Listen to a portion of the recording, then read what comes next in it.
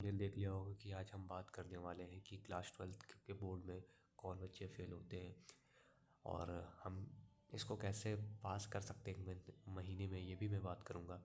सो इस वीडियो को आखिर तक देखिएगा क्योंकि इस चैनल पे आपको रॉ नॉलेज और बिल्कुल ही एकदम ग्राउंड लेवल की नॉलेज मैं देता हूँ। सो जिस भी बच्चों का 60% से सिलेबस कम हुआ है वो बच्चे इस वीडियो को देख सकते हैं, और जिनको भी कन्फ्यूज़न या लो कॉन्फिडेंस आ रहा है कि हम पास हो पाएंगे या नहीं हो पाएंगे, या अच्छे थोड़े बहुत डिसेंट मार्क्स आ पाएंगे कि नहीं आ पाएंगे, तो वो इस वीडियो को ज़रूर देखें। पहली चीज़ मैं बात कर लेता हूँ, इसमें कितने सब्जेक्ट होते हैं। तो 5 सब्जेक्ट होते हैं। मैं जनरली पीसीएम स्टूडेंट की बात कर रहा हूँ। तो 5 सब्जेक्ट होते हैं। तो उसमें से 3 मोस्ट इम्पॉर्टेंट सब्जेक्ट होते हैं, जैसे कि फ़िज़िक्स, केमिस्ट्री और मैथमेटिक्स। फिज़िक्स में 2 बुक्स है, मैथमेटिक्स में 2 बुक्स है, केमिस्ट्री में 2 बुक्स है। तो टोटल इसमें 6 बुक्स हैं और इसमें करीबन 10 के ऊपर सब में चैप्टर हैं। सो इसमें क्या कहते हैं, पासिंग क्राइटेरिया क्या है क्लास 12 में। तो सर, पासिंग क्राइटेरिया से पहले हम बात कर लेते हैं कि बच्चों को जो ज़्यादातर हार्ड सब्जेक्ट लगते हैं, जैसे कि फ़िज़िक्स और मैथमेटिक्स। और फिज़िक्स का कई सालों से पेपर हार्ड आता जा रहा है, इसका डिफ़िकल्टी लेवल बढ़ता जा रहा है। अब आपको लगता होगा कि क्लास 12 से बच्चे फेल नहीं होते होंगे या फिर ऐसे ही पास हो जाते होंगे, तो बिल्कुल ऐसा नहीं है। बिल्कुल भी नहीं है। 10th की तरह इसमें ऐसा नहीं होता। अगर आपने कुछ नहीं लिखा या फिर आपने सही से नहीं लिखी कॉपी, तो आप बिल्कुल फेल होंगे, इसमें कोई राय नहीं है। मेरे खुद के दोस्त फेल हो चुके हैं, जो अभी एनओएस से फॉर्म भर के पेपर दे दे रहे थे। पता नहीं क्लियर हुआ कि नहीं उनका, लेकिन बच्चे फेल होते हैं भाई। ठीक है, बिल्कुल भी आप इसको हल्के में ना लें। तो अपनी पढ़ाई अच्छे से जारी रखें। ठीक है, मैं आपको डरा नहीं रहा या फिर वो नहीं कर रहा, लेकिन मैं आपको रियलिटी चेक दे रहा हूँ कि आप बिल्कुल ऐसा मत सोचें कि फेल ही नहीं होता कोई क्लास 12 में। नहीं होते हैं भाई, अच्छे अच्छे लोगों को मैंने फेल होते हुए देखा। तो मैं बात कर रहा हूँ कि पासिंग क्राइटेरिया क्लास 12 में क्या होता है। पहला चीज़ होता है भाई कि अगर आप 80 में से पेपर दे रहे हैं तो आपको 27 तो मिनिमम लाना ही लाना है। ठीक है, 27 मिनिमम लाना है। और अगर आप 70 में से पेपर दे रहे हैं तो आपको 23 लाना है। यानी कि अगर मैथ का पेपर आपने दिया तो आपको 80 में से 27 लाना है। ये नहीं कि आपको प्रैक्टिकल मिला के जो 20 नंबर मिलेगा उससे मिला के आपको लाना है तो आपको पास कर दिया, नहीं। आपको अलग से 80 में से 27 नंबर लाना है, और फिज़िक्स में से 70 में से 23 मार्क्स लाना ही लाना है, तब आप पास होंगे। चाहे आपको प्रैक्टिकल में 30 मिले हो, जो इतने भी मार्क्स मिले हो। तो ये ज़रूरी है। उसके बाद फिर आ जाते हैं कि हार्ड सब्जेक्ट से इन दोनों में लगता है हमें 23 इसका हो गया पासिंग मार्क्स, 27 मैथमेटिक्स का हो गया। अब हम सोच रहे हैं कि पास हम कैसे करें।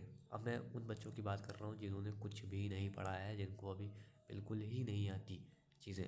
तो अगर उन्हें अभी अपना पासिंग मार्क्स सिक्योर करना है, बाद में वो कुछ भी पढ़ ले, एटलीस्ट पहले एक हमें कॉन्फिडेंस होना कि हम पास पास हो जाएंगे। तो जब ये कॉन्फिडेंस आता है ना, तो हमारे अंदर खुद ब खुद हम और आगे बढ़ने की वो करेंगे। जैसे अभी आपको पता हो कि भाई मैं तो पास हूँ, तो आप और शिद्दत से पढ़ेंगे कि मैं और मार्क्स अपना बढ़ा सकूँ। तो इस वजह से मैं पहले बता रहा हूँ कि आप पास कैसे होंगे। तो पासिंग मार्क्स पहले आप अपना सिक्योर करो। कैसे करोगे? तो फिज़िक्स में आपके पास मैं बता रहा हूँ, जैसे मॉडर्न फिज़िक्स में 3 चैप्टर आ जाते हैं आपके लिए। ये 3 चैप्टर आपके 17-18 मार्क्स के होते हैं। ठीक है, ऑप्टिक्स में वेव ऑप्टिक्स और रे ऑप्टिक्स, ये उतने हार्ड चैप्टर नहीं है। इसमें थोड़े डेरिवेशन बड़े बड़े हैं, लेकिन इतने भी हार्ड चैप्टर नहीं है। अगर इलेक्ट्रोस्टैटिक की बात करें और किसी और चैप्टर की बात करें, तो ये भी 18 से 20 मार्क्स का होता है। और EMW और इलेक्ट्रॉनिक डिवाइस, तो ये सब मिला के आपको 40+ मार्क्स आराम से आ जाएंगे फिज़िक्स पे। अगर आप इसमें सिर्फ डेरिवेशन थ्योरी और इसके थोड़े बहुत न्यूमेरिकल्स लगा के चले जाते हो, तो आपके आराम से 40+ मार्क्स आएंगे ही आएंगे। ठीक है, इसको कोई नहीं रोक सकता है। और अब हम बात कर लेते हैं मैथमेटिक्स की।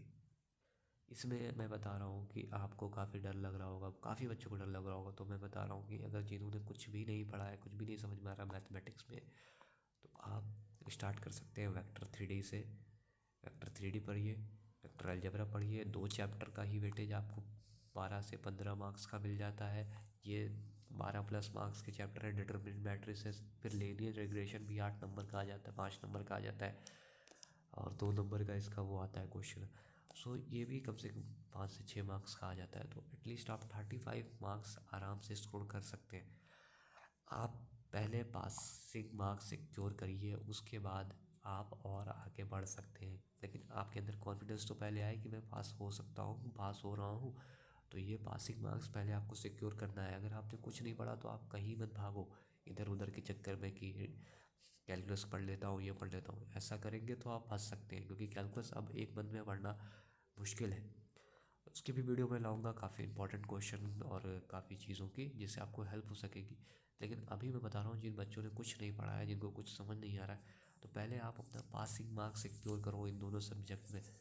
आप जब इतना सिक्योर कर लोगे तो आप इजीली पास हो जाओगे।